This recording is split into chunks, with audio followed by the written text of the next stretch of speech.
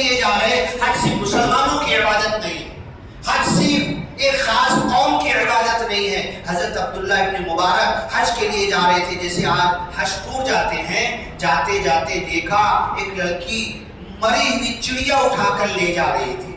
اپنے ایک حاجی کو بولا چپ چاپ اس لڑکی کا پیچھا کرو, یہ مری ہوئی چڑیا کیا کرے گی. گئے دیکھے, وہ گئے اپنے گھر میں چھپ چھپا کے مری چڑیا کا پر نوچے اور اس کو کاٹ کے بوٹی بنا کے ابالنے کے لیے پکانے کے لیے رکھے. حضرت عبداللہ ابن مبارک رو پڑے, ساتھیوں سے کہا تمہارا حج یہی ہو گیا, اللہ کی قسم تمہارا حج قبول نہیں ہوگا.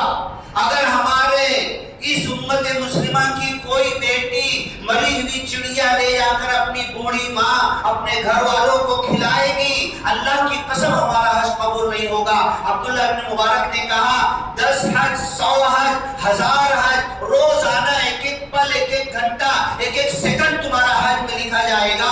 پورا پیسہ یہاں کی غریب آبادی کو بانٹ دو اور یہیں سے واپس چلو, حج ہمارا